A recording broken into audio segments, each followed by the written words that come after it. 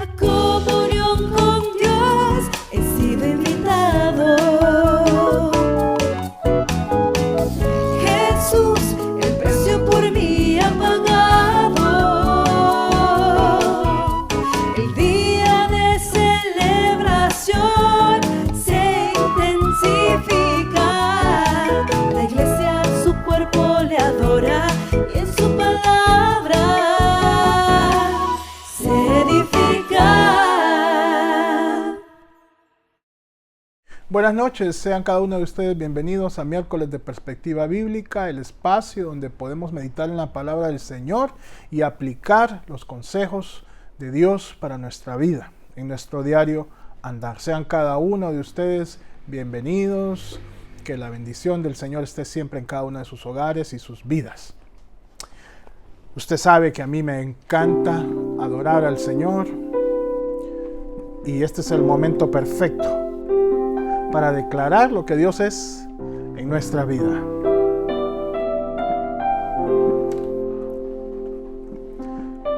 Te alabo, mi Señor, te adoro, mi Señor.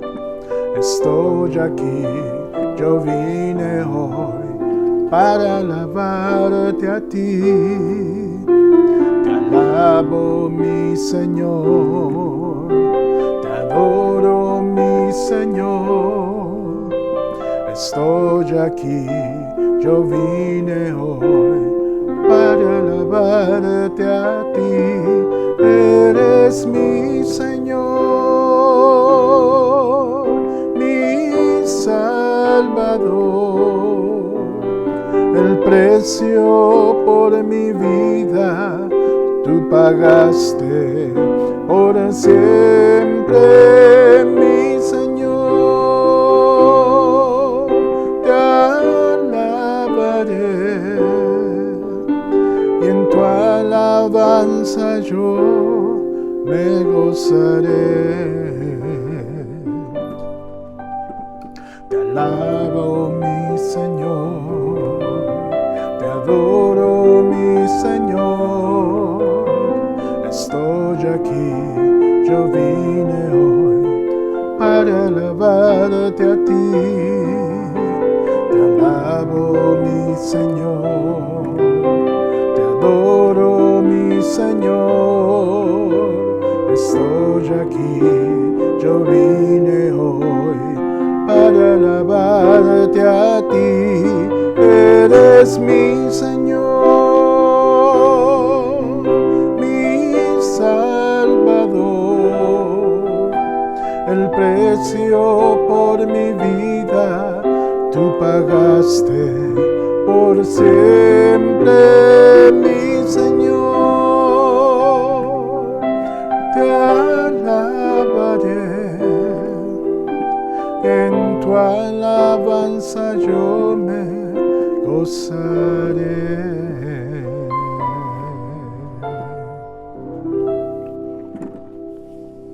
Qué bueno es alabar al Señor, ¿verdad? Ahora acompáñenme a orar para que el Señor sea quien dirija este tiempo de estudio bíblico. Padre, bendecimos tu nombre en esta noche, Señor. Gracias por espacios como este, donde a pesar de las distancias, podemos estudiar juntos tu palabra, Señor. Dentro de esta misma ciudad, dentro de este mismo país, dentro de este mismo continente y hasta el último rincón del mundo, Señor, gracias a la tecnología que nos permite llegar. Padre, queremos en este momento pedir tu dirección, Señor, que cada una de las palabras que se digan acá sean dirigidas por ti, Señor.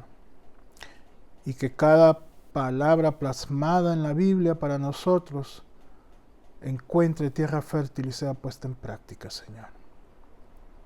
Bendice, Señor, cada una de las personas que están conectadas ya y aquellas que lo verán, Señor, en diferido. También bendice sus vidas. Y que seamos, Señor, hijos obedientes, hijos disciplinados delante de ti. En el nombre de Jesús. Amén. Estamos avanzando en el mes de marzo. Ya esta sería prácticamente la segunda semana, entrando a la tercera. Y tenemos nuestro desafío, el cual está en el Evangelio según San Juan, capítulo 4, versículo 35. Estamos en la segunda parte del versículo nada más. Juan 4:35 dice: yo les digo, abran los ojos y miren los campos sembrados. Ya la cosecha está madura. Lo decimos de nuevo. Yo les digo, abran los ojos y miren los campos sembrados. Ya la cosecha está madura. Juan 4:35. Este es un desafío para usted y para mí, que tengamos listo ya nuestro espíritu, nuestras manos para recoger la cosecha que el Señor está dando. Día con día el Señor añade los que han de ser salvos y nos da el privilegio enorme a usted y a mí de ser instrumentos. Así que listos para recoger la cosecha del Señor. En este mes de marzo hemos dado inicio a esta nueva serie. Son 9 semanas y el título de la serie es La disciplina espiritual. El pastor Jorge el miércoles anterior nos dio una amplia introducción sobre lo que es la disciplina espiritual. Y en esta oportunidad vamos a estudiar sobre la disciplina espiritual personal o la autodisciplina espiritual. Aquellos hábitos santos que debemos de cultivar para tener una vida consagrada al Señor. Así que autodisciplina o disciplina espiritual personal. Quiero comenzar con esta frase y que la vayamos guardando en nuestro interior y poniéndola en práctica. Estamos siendo entrenados en la piedad para ser edificados en Cristo. Siendo entrenados en piedad para ser edificados en Cristo. Hay, podríamos decir, 2 maneras de cultivar disciplina. Una es a través de terceros, ¿verdad? Y otra a través de nosotros mismos. Y desde que nosotros vamos, pues, creciendo en edad, somos testigos como terceros van poniendo marcos o líneas de disciplina sobre nosotros, ¿verdad?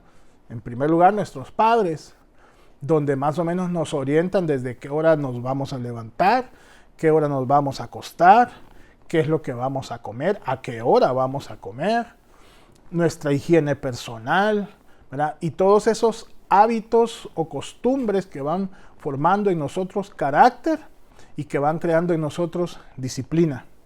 De manera tal que si hemos estado acostumbrados, por ejemplo, se nos enseñó a despertarnos a las 5 de la mañana, va a ser muy difícil que llegando a esta edad de la adultez nosotros cambiemos esos hábitos, ¿verdad? Porque se han prácticamente enraizado en nosotros.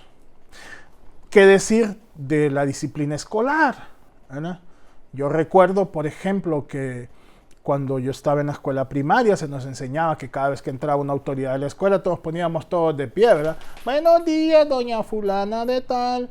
¿Verdad? Siéntese, niño. Gracias, decía un hijo sentado, todo al mismo tiempo. O qué decir de las jornadas cívicas, ¿verdad? En la mañana, al nomás empezar las clases, y se nos enseñaba valores, se nos enseñaba héroes de la patria, se nos enseñaban símbolos patrios, todo a través de disciplina. Usted va a un centro de trabajo y tiene un reglamento interno, no está en la disposición de decidir si le parece o no le parece. Usted entra a laborar en ese centro de trabajo y empezando por la hora de ingreso, ¿verdad? Ahora existen esos aparatos que le toman la huella a uno de entrada y a la hora de salida otra vez, ¿verdad? O los que están frente a un computador se les monitorea su tiempo de trabajo y su eficiencia. Algunos tienen regulados hasta las veces que pueden visitar el sanitario, ¿verdad? En fin, reglas para todo, disciplina para todo. Yo como maestro de instrumento, pues recuerdo mis épocas también de estudiante de piano, y definitivamente no es lo mismo saber que tengo que preparar cierta cantidad de piezas porque tengo que presentarlas en la clase siguiente, a que periodos que por ejemplo no tenía maestro o en la actualidad, ¿verdad?, que debería de seguir practicando por mí mismo aquellas piezas y aumentando mi repertorio clásico, pero requiero de autodisciplina, o sea, disciplinarme a mí mismo para lograrlo. Con esto de la autodisciplina existen dos riesgos o dos extremos. En el caso que lo aplicáramos a la vida espiritual, que es la que nos corresponde en esta noche. Como en todos los ámbitos de la vida, ¿verdad? Cuando somos autodisciplinados, corremos dos riesgos. Uno, un extremo sería ser demasiado exigentes con nosotros mismos y no conformarnos con los resultados, no importa cuáles sean, por muy aceptables o buenos que sean, no estar conformes. El otro extremo sería autoalentarnos, ser autocondescendientes, dejar pasar, ¿verdad? Entonces, si nos vamos al ámbito espiritual, puede estar sucediendo exactamente lo mismo, ¿verdad? Podemos tratarnos más duro y decir, no, pero es que no estoy siendo entregado al Señor como debería, ¿verdad? No estoy siendo suficientemente espiritual, ¿verdad? No estoy dedicándole tanto tiempo al Señor como Él se merece. O por otro lado, cada vez que le fallamos al Señor, en el otro extremo podemos decir, ay, pero es que al final yo soy humano, yo soy débil, ¿verdad? Cayó Adán, que era el primero, no voy a caer yo, ¿verdad? La Biblia dice que 7 veces cae el justo y se levanta, así que como soy justo me voy a volver a levantar, ¿verdad? O al final de cuentas no le estoy haciendo daño a nadie, es mi vida, yo puedo decidir. Entonces, ambos extremos nos pueden dar una dirección errónea de lo que Dios quiere en nuestra vida. Hay un teólogo, escritor de nombre Richard Foster. Él escribe lo siguiente: las disciplinas espirituales son medios de gracia. No nos transforman por sí mismas, pero nos colocan delante de Dios para que Él nos transforme. Permítame leérselo de nuevo. Las disciplinas espirituales son medios de gracia. No nos transforman por sí mismas, pero nos colocan ante Dios para que Él nos transforme.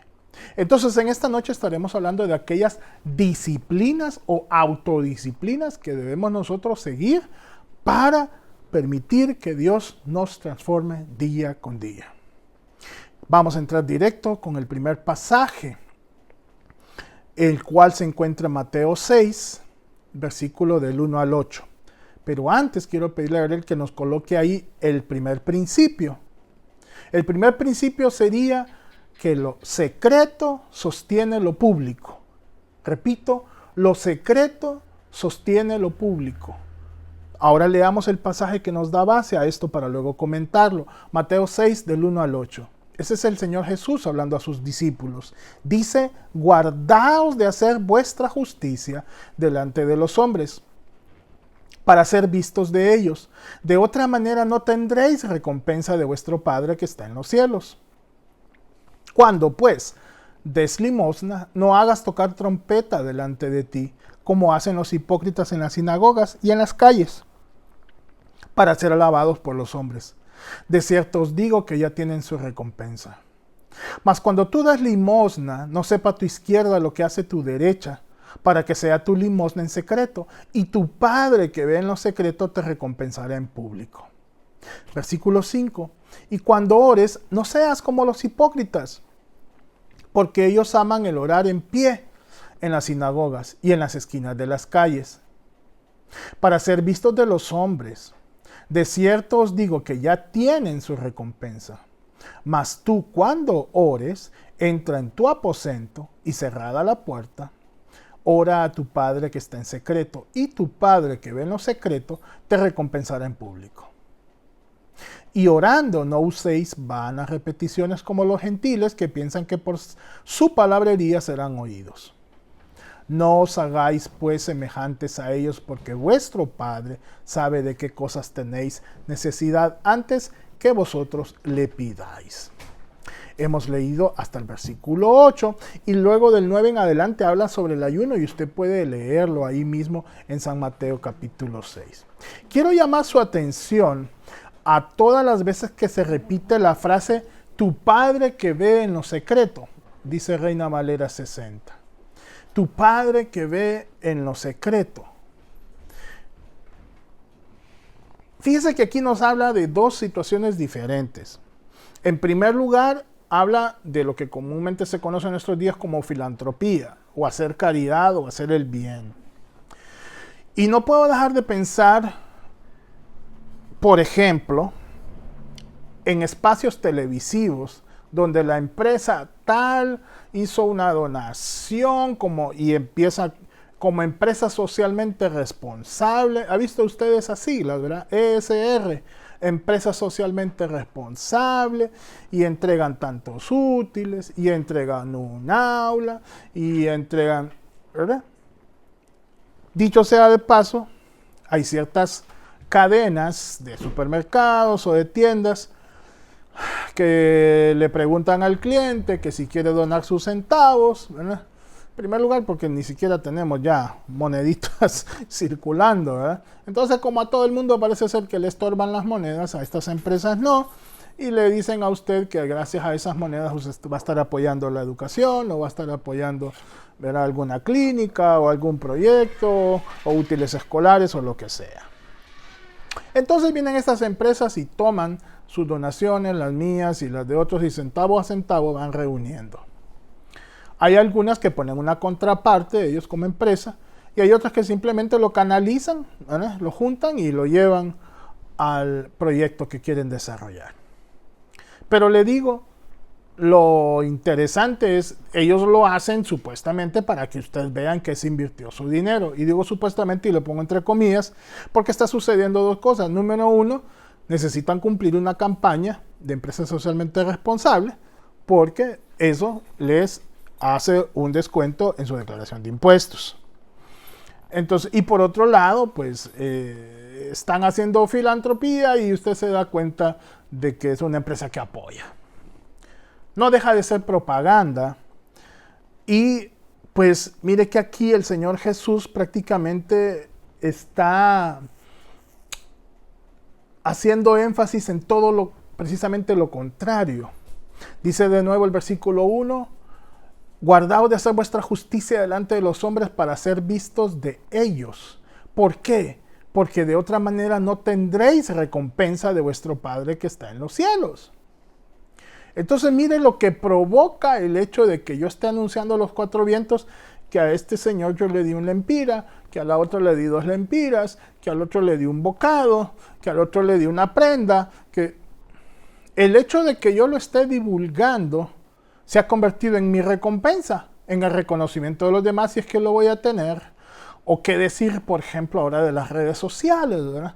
Los famosos influencers. Yo he visto, por ejemplo, videos, no sé si usted lo ha logrado ver, donde llega una persona y le va a un puesto de comida y le pregunta, ¿cuánto vale X o Y platillo? Entonces le da un precio y entonces le dice, sí, deme 20, me voy a llevar 30. Es más, deme todos los que tenga. Y es que la persona ya llorando de una vez porque es la venta del día, la venta de la semana. ¿En serio? Le dice, no me está bromeando. No, no le estoy bromeando, démelas. ¿Y para qué las quiere? Que no sé qué. No, porque las voy a ir a regalar a la calle. Entonces se convierte en una doble buena acción de esta persona, ¿verdad? Le compra la mercadería a la persona que está en su emprendimiento y la va a dar de comer al que no tiene en ese momento. Todo bajo una cámara, ¿verdad? Incluso hace poco salió un artista de Hollywood que había caído en drogas y que estaba pues en esos barrios bajos de Estados Unidos, y su amigo de cuando eran niños y grababan programas fue, por supuesto, cámara en mano, ¿verdad? Y entonces se lo llevó y lo bañó y le pagó un hotel y le dio de comer y todo.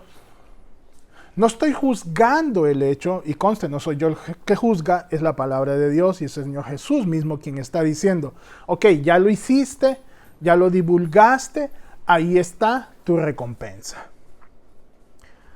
Versículo 2, cuando des limosna no hagas tocar la trompeta, tú, aquí viene el que va a dar limosna, háganme una fila, a todos les voy a dar si me hacen una fila. Cámaras, por favor, miren, filmen acá cuando estoy entregando. Yo entiendo que cuando nosotros mismos como iglesia hemos hecho labor humanitaria de llevar víveres, de llevar ropa para entregar a personas que lo necesitan, pues documentamos de alguna manera aquello para que las personas que lo dieron pues tengan una referencia de que todo lo que dieron se utilizó correctamente. Eso es una cosa. Y otra cosa es este espíritu de divulgar lo que deberíamos de mantener en secreto. Versículo 3, cuando tú des limosna, que no sepa tu izquierda lo que hace tu derecha. Imagínese a qué extremo se va el Señor Jesús. Ni siquiera mi vecino debería de conocer lo que yo estoy haciendo. Ni siquiera la persona que tengo más cerca. Entonces, si usted es movido a misericordia de parte de Dios y va a ayudar a alguien más, hágalo en secreto. Porque nuestro Padre que nos ve en lo secreto es quien nos va a recompensar. Entonces, esa es la primera etapa. La otra es una disciplina espiritual misma en sí. El hecho de nuestra vida de oración. Y dice el Señor Jesús que cuando oremos, mire qué palabra tan fuerte, que no seamos como los hipócritas. Para Jesús es un acto de hipocresía el que yo me ponga a orar en público con palabras rebuscadas, ¿verdad? Para que todo el mundo alabe mi oración, en lugar de tratar de llegar delante de la presencia de Dios con mi oración. Se nos ha enseñado correctamente siempre que orar es hablar con Dios. Dios no necesita de mi vocabulario rebuscado. Dios lo que quiere es mi corazón arrepentido. Entonces, el hecho de que yo esté orando en público y que los demás lo noten, se constituye entonces en mi recompensa. Cuando se nos llama a orar en público, lo que debemos hacer es simplemente expresar lo que hay en nuestro corazón delante de Dios. No tratar de formar en sí alrededor nuestro una escena donde seamos nosotros el centro. El centro siempre debe ser el Señor Jesús. Entonces, esta disciplina de hacer en secreto para que esto nos sostenga en lo público, lo que manifiesta de nosotros es el tipo de emociones que tenemos. ¿Qué es lo que nos motiva a dar en público? Que nos vean, entonces tenemos la motivación incorrecta. El hecho de hacer las cosas en secreto y que nadie se llegue a dar cuenta, eso va purificando nuestra motivación hasta lograr la motivación correcta. Doy porque el Señor me ha dado y porque el Señor me ha movido a misericordia. Oro porque tengo la necesidad de hablar con mi Padre. Esas son las motivaciones correctas. Entonces, estas disciplinas, mantenerlas en secreto, va purificando nuestras motivaciones. A la vez va revelando si tenemos alguna idolatría. ¿Cómo es eso? Sí, porque, repito, si nuestra motivación es ser vistos, entonces estoy dándome culto a mí mismo. Y eso es idolatría.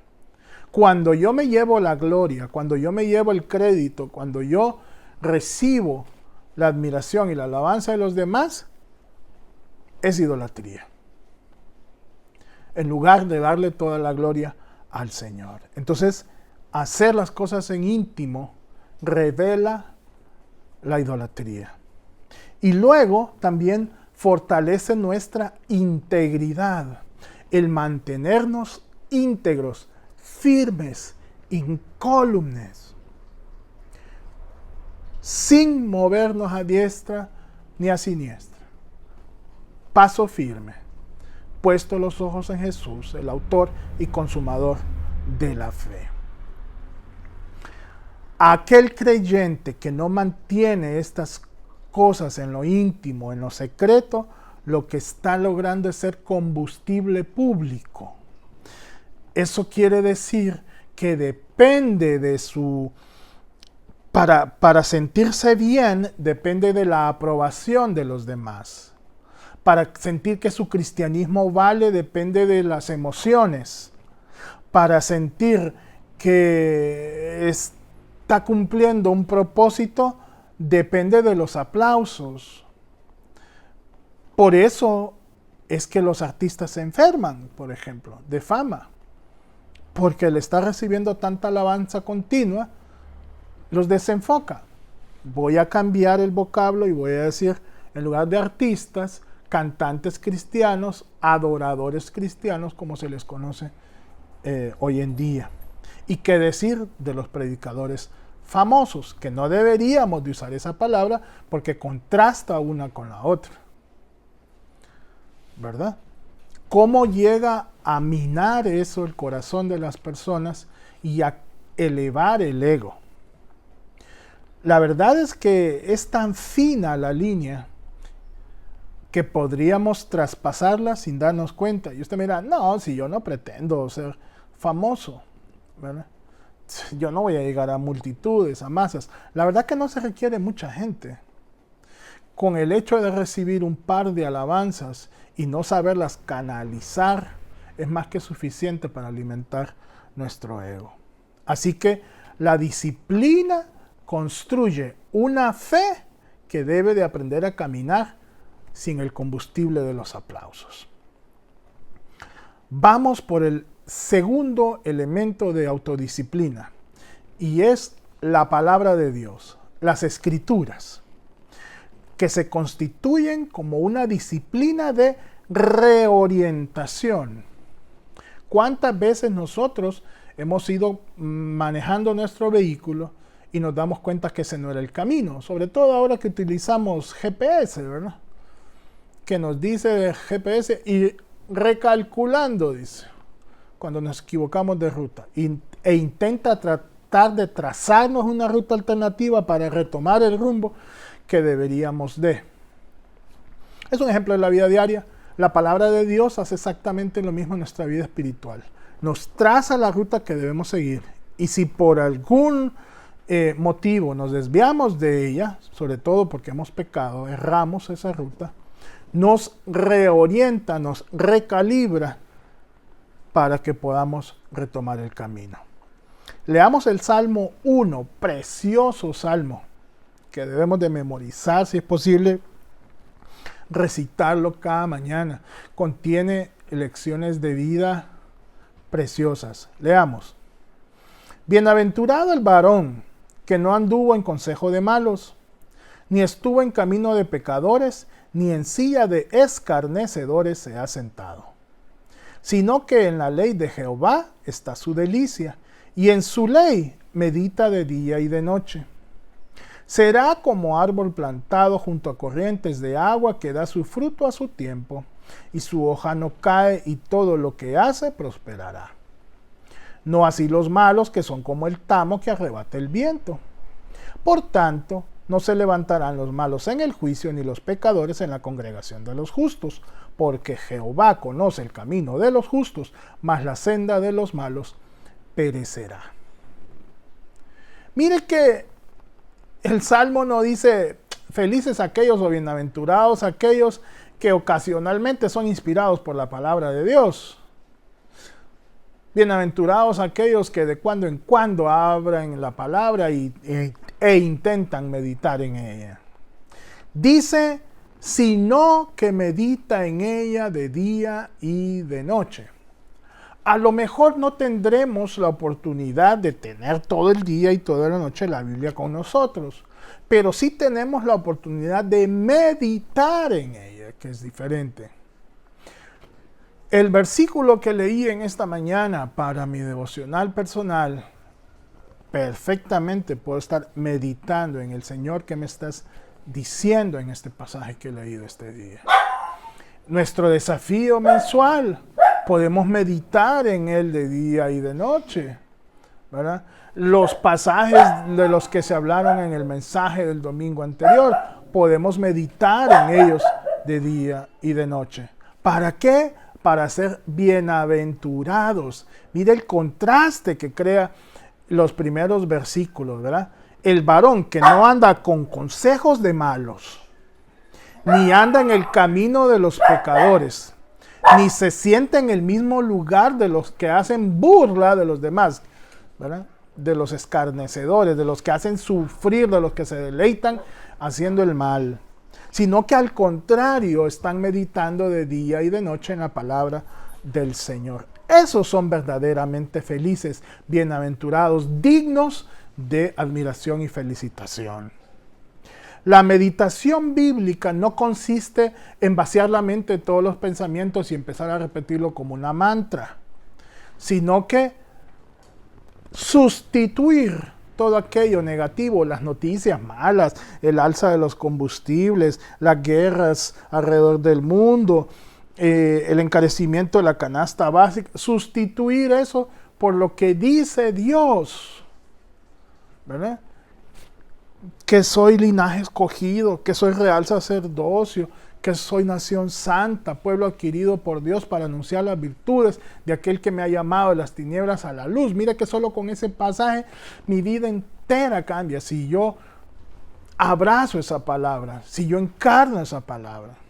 Entonces, llenar mi cabeza de la verdad de la palabra de Dios en lugar de tanta cosa negativa alrededor.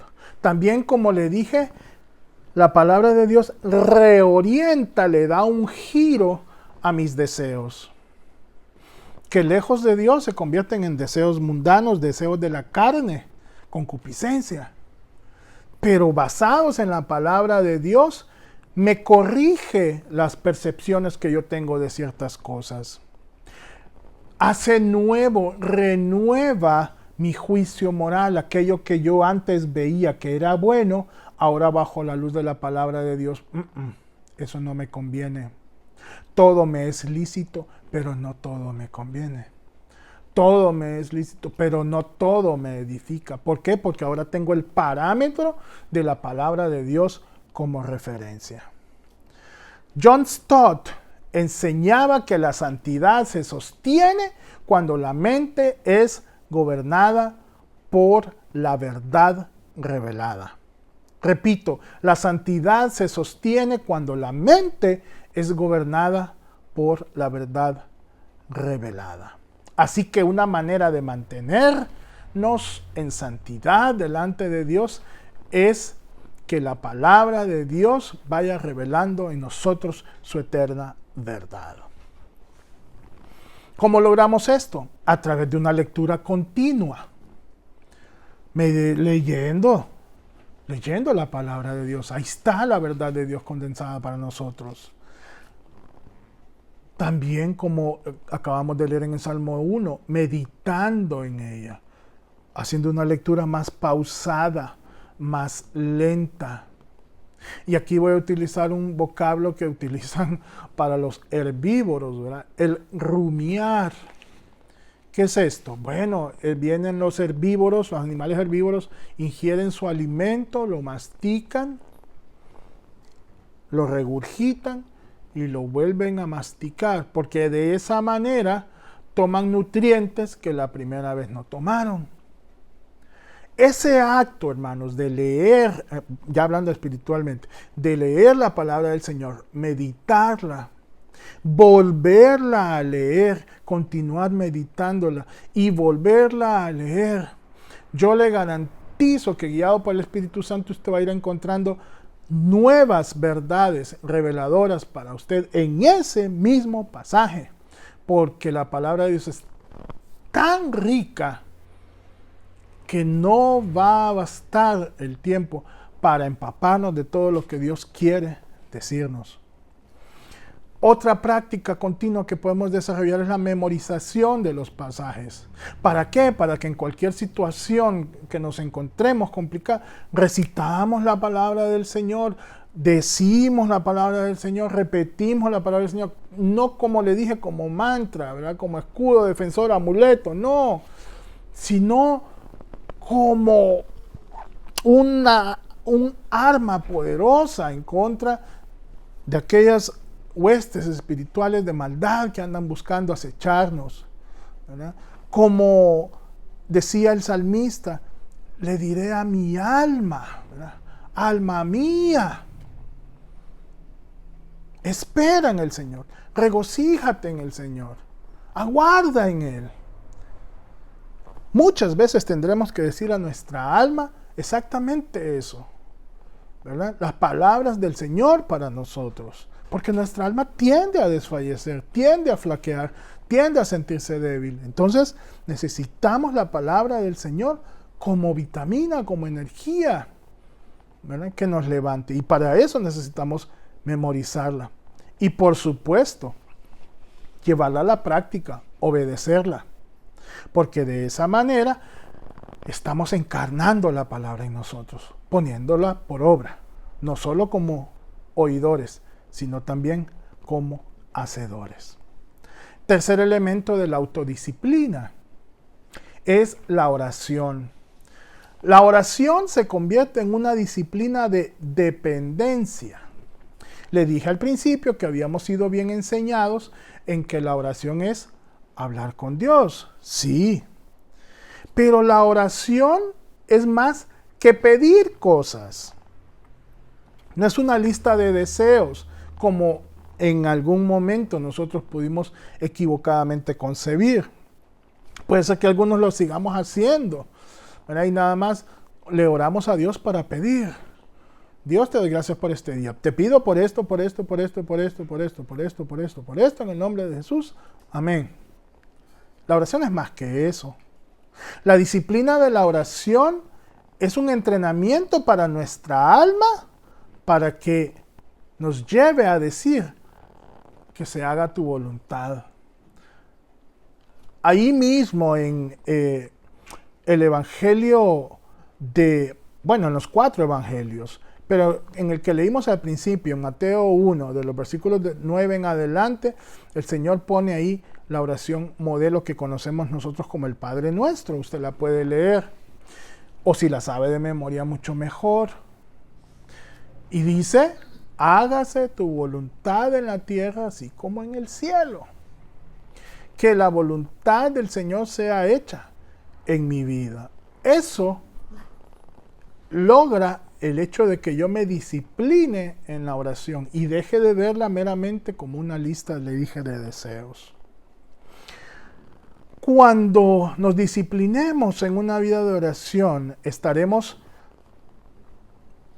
adjuntando el resto de las disciplinas, agrupándolas, tocándolas detenidamente por nuestra vida cristiana.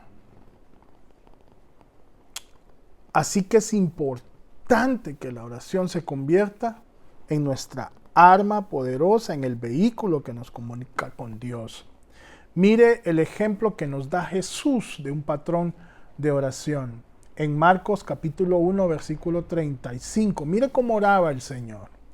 Dice, levantándose muy de mañana, siendo aún muy oscuro, salió y se fue a un lugar desierto.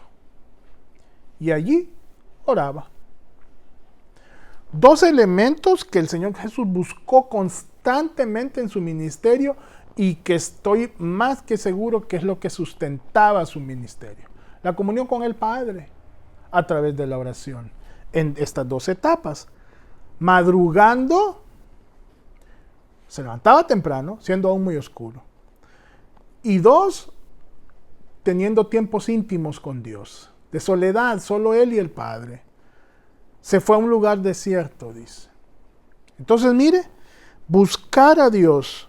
Sí, me dirá usted, pero es que en la mañana no me da chance. Está bien, pues, si es que no es un requisito que tenga que ser de madrugada, aunque aquí le estoy mencionando que el Señor nos daba ese patrón, esa era la costumbre de Él. Pero si usted lo va a hacer por la tarde, al mediodía, por la noche, está bien, pero hágalo. Y luego, en soledad, en intimidad, usted y el Señor. Ahí puede usted llorar, ahí puede usted vaciarse delante del Señor, ahí puede usted adorarle, cantarle, decirle exactamente qué es lo que siente, ¿verdad?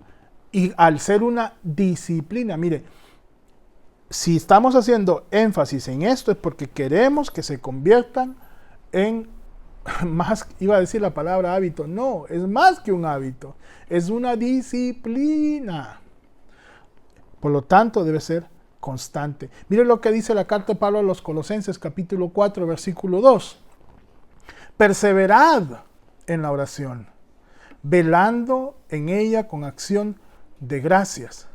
La frase perseverad en oración nos indica que la oración es algo constante, que requiere trabajo, que requiere esfuerzo algunas veces, porque no siempre estoy motivado para orar, ¿verdad? Que requiere constancia, porque debe ser frecuente, no de cuando en cuando.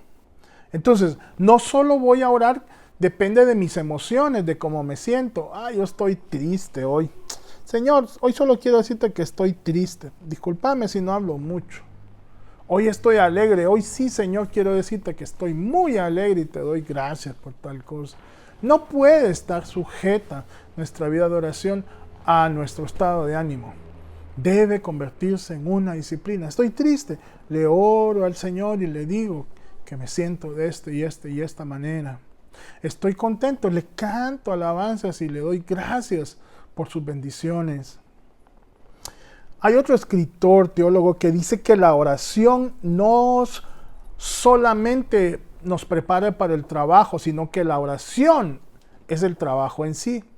Repito, la oración no solamente nos prepara para el trabajo, sino que la oración es en sí misma el trabajo. A lo mejor se entiende un poco más en inglés, ¿verdad? Porque lo que se traduce aquí como trabajo es en sí el fin. Parafraseando un poco, la oración no solo es el medio, la oración es el fin. Queremos lograr una vida de oración exitosa. Y al referirme a exitosa no es que todo lo que ore el Señor me lo cumple, sino que va más allá de mis deseos, de mis emociones, de mis estados de ánimo. Una vida de oración constante. A eso me refiero cuando digo una vida de oración exitosa. Que no importa lo que está sucediendo, mi tiempo con el Señor allí va a estar. Cuarto elemento de autodisciplina. Ayuno y generosidad. Estas son disciplinas que rompen ídolos. Leamos lo que dice Mateo 17, versículos 19 al 21. Viniendo entonces los discípulos a Jesús aparte, dijeron: ¿por qué nosotros no pudimos echarlo fuera? Jesús les dijo: por vuestra poca fe. Porque de cierto os digo que si tuviereis fe como un grano de mostaza, diréis a este monte: pásate de aquí a allá, y se pasará, y nada os será imposible. Pero este género no sale sino con oración y ayuno. Aquí tenemos este cuadro de los discípulos de Jesús intentando sacar un demonio. No eran primerizos, ya lo habían hecho otras veces, ya el Señor los había mandado de dos en dos, los había mandado a predicar, a sanar, a echar fuera demonios, y habían vuelto y habían contado al Señor cómo les había ido, muy gozosos porque habían tenido éxito. Y se les da este caso, y resulta que no pueden con él. Bueno, pues el Señor sí expulsa al demonio, y entonces los discípulos, como quien dice, tras bambalinas, le preguntan al Señor: oíme, Señor, pues nosotros no pudimos. Y la respuesta del Señor está, bueno, contiene tres elementos, ¿verdad? Fe, su grado de fe, pero los dos siguientes son vitales. No es que la fe no lo sea, son tres, ¿verdad?, que van de la mano: fe, oración y ayuno. Mire cómo van las tres cosas de la mano. Repito: fe, oración y ayuno. Podríamos nosotros aguantar hambre día tras día y no necesariamente eso es un ayuno. Eso es aguantar hambre.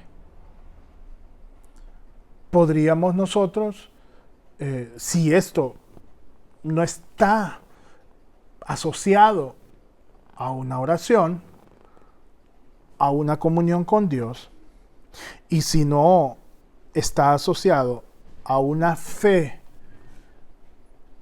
que es capaz de creer en el Dios de lo imposible, difícilmente veremos el milagro suceder. Porque los tres elementos, como dije, van de la mano. Ahora, le dije al principio de este cuarto elemento, ayuno y generosidad. ¿Qué tiene que ver una cosa con la otra? Parece que nada, ¿verdad?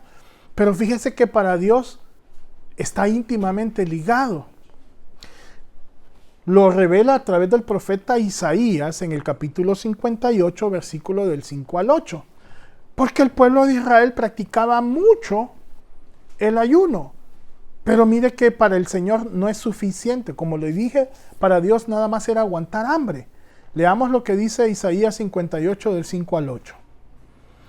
Es tal el ayuno que yo escogí, que de día aflija el hombre su alma, que incline su cabeza como junco y haga cama de silicio y de ceniza. ¿Llamaréis a esto ayuno y día agradable a Jehová?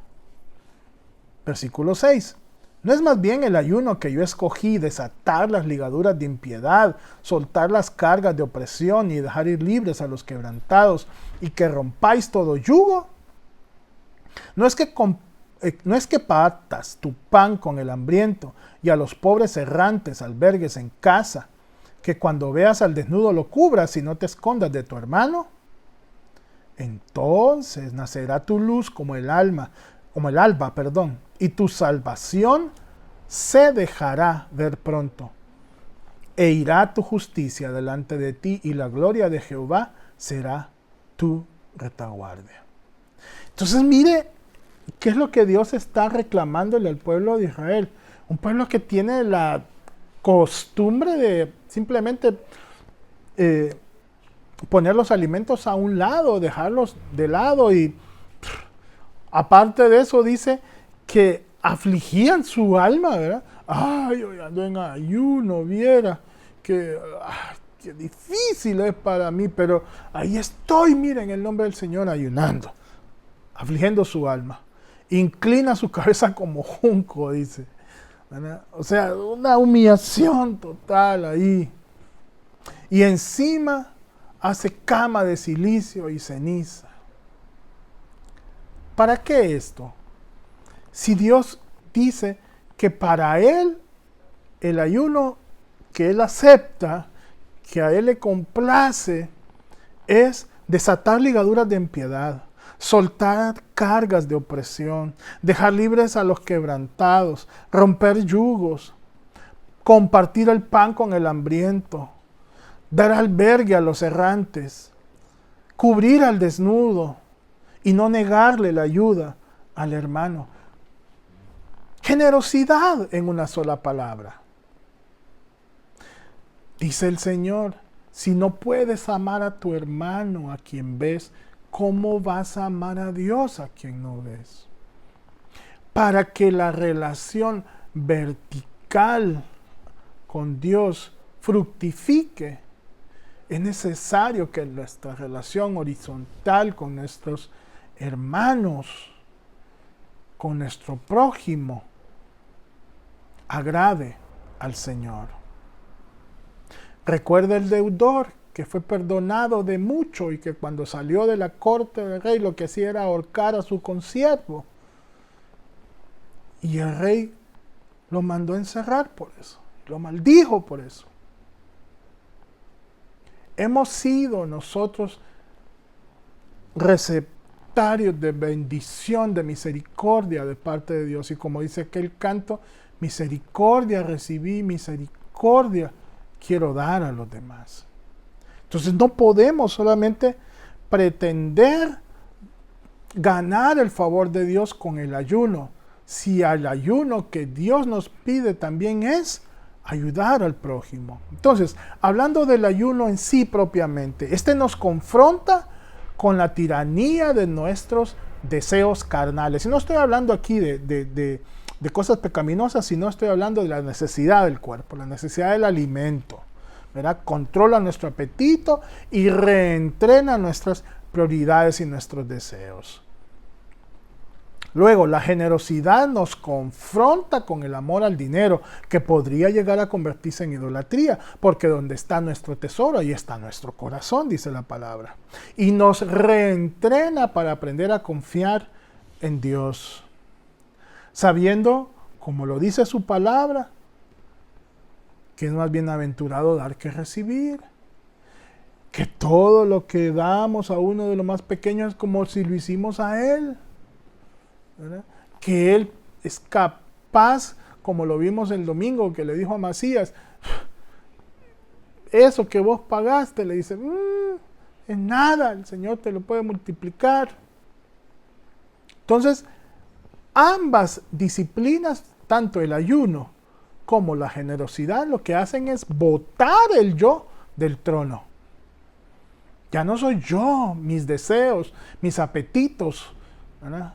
Mis quereres, mis necesidades. ¿Sabe que al ver la necesidad de otro, por un momento dejamos de pensar en nuestra propia necesidad? Cuando intercedemos en oración por otro, por algún momento dejamos de orar solo por mí. Cuando ayudamos a otro, por un momento dejamos de pensar en solo lo que yo necesito. Así que ambas disciplinas vale el esfuerzo de cultivarlas, el ayuno, la generosidad. Para ir cerrando, quinta autodisciplina, la ley de la siembra espiritual. Leamos la carta a los Gálatas, capítulo 6, versículos del 7 al 9. Palabra de Dios a través de Pablo a los Gálatas. No os engañéis, Dios no puede ser burlado, pues todo lo que el hombre sembrare, eso también segará. Porque el que siembra para su carne, de la carne segará corrupción, mas el que siembra para el Espíritu, del Espíritu segará vida eterna. No nos cansemos, pues, de hacer bien, porque a su tiempo segaremos si no desmayamos. Mire que eso está bien ligado con el anterior que hablábamos de la generosidad. Porque cosecharemos según sembramos. Y yo no me voy a ir por la línea de que si usted da 10, Dios le va a dar 100. No, porque entonces ya cambió la motivación y entonces ahora estoy dando yo para que Dios me multiplique. Y no funciona así. Dios no funciona intentando torcerle el brazo. En primer lugar, nunca lo vamos a lograr. Y en segundo lugar, no funciona así Dios. Si vamos a dar con un corazón dispuesto, no esperando nada a cambio. Sin embargo, Dios promete que lo que sembremos vamos a cosechar. Entonces, no solamente hablando de lo material, siembro amor, voy a cosechar amor. Siembro rechazo, voy a cosechar rechazo. Siembro palabras de edificación y de aliento, voy a cosechar eso. Siembro buenas relaciones, voy a cosechar eso.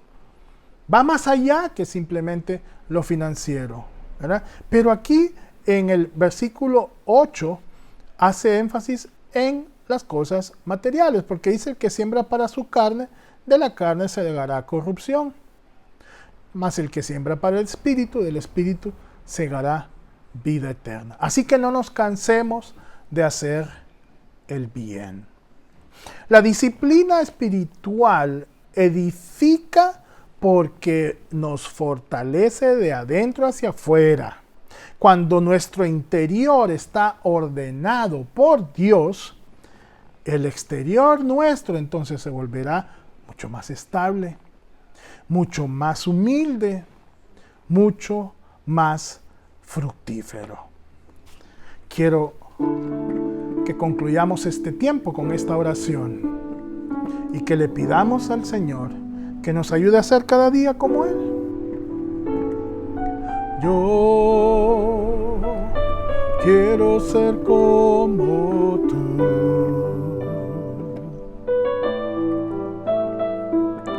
Yo quiero ser como tú.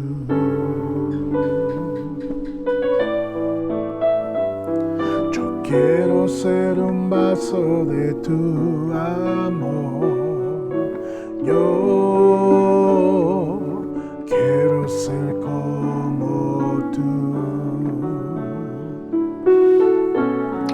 Decimos de nuevo. Yo quiero ser como tú.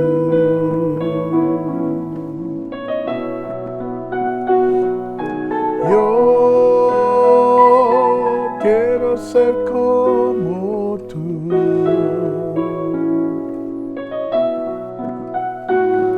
Yo quiero ser un vaso de tu amor. Yo quiero ser como tú.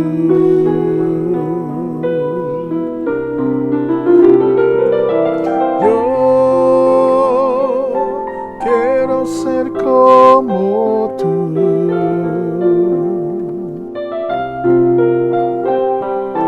Yo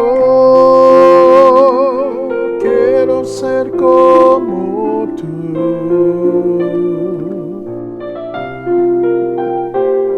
Yo quiero ser un vaso de tu amor.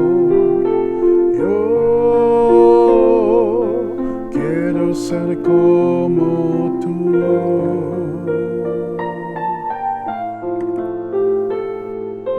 Yo quiero ser como tú.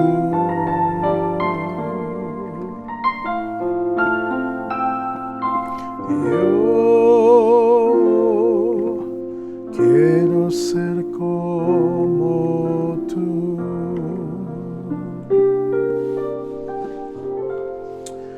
Padre Santo, te damos gracias por tu palabra, Señor. Gracias porque nos has llevado a través de estas disciplinas espirituales que al ponerlas en práctica seremos más y más como tú, Señor. Ese es nuestro anhelo, ese es nuestro deseo, parecernos cada día más a ti. Ayúdanos, Padre, a poner por obra esta palabra y que seamos cada día más como tú. Lo pedimos así en el nombre de Jesús. Amén. Hermano y hermana, qué bendición ha sido compartir con usted esta palabra. Yo espero que para usted sea de edificación. Le invitamos, si no pertenece a nuestra congregación, a que busque nuestros recursos. Y si no tiene una congregación donde asistir, le esperamos en Corporación Bíblica Internacional. Para todos, que el Señor bendiga abundantemente sus vidas y que seamos llenos de la gracia del Señor para que con esta disciplina, autodisciplina, nos parezcamos más y más a Cristo. Bendiciones.